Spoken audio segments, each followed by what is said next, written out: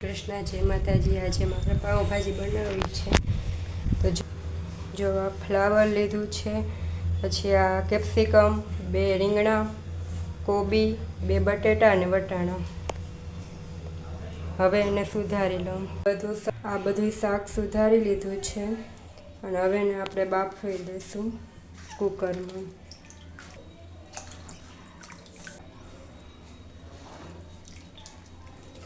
હવે એમાં હું પાણી એડ કરી દઈશ।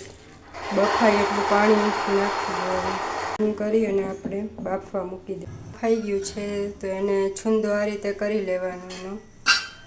પછી આ છે આદુ મરચાં લસણની પેસ્ટ, આ છે ટમેટું, આ છે ડુંગળી, આ છે ધાણા ભાજી અને લીંબુ, અને આ મસાલા છે। એમાં લાલ મરચું લીધું છે, પછી ધાણા જીરું, પછી હળદર, રાઈ જીરું અને હિંગ। પછી હવે હિંગ નાખી દેવાની। હિંગ નાખીને પછી આદુ મરચાંની પેસ્ટ નાખવાની। પછી એમાં ડુંગળી એડ કરવાની। પછી એમાં ટમેટાં પણ એડ કરી દેવાના। પછી એને હલાવવાની। થોડીક વાર ધીમે તાપે ચડવા દેવાની। દવની નાખવાની, થોડીક જ નાખવાની।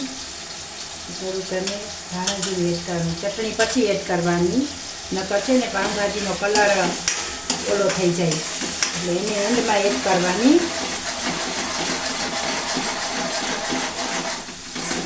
અત્યારે કારણ કે ભાજીમાં બાફવામાં નાખ્યું હોય ને તો અડધી ચમચી એમાં એડ ભાજી એડ કર।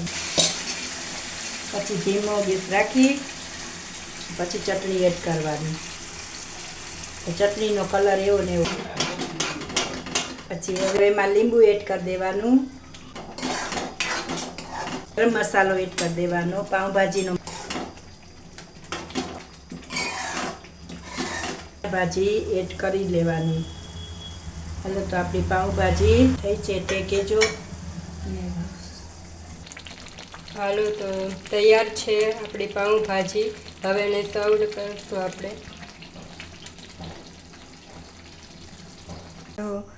જો ભાજી છે, બ્રેડ છે, પાપડ છે અને આપણી પ્યારી છાશ જે હોય છે એ છે। ચાલો આવી જાઓ બધા પાઉંભાજી ખાવા।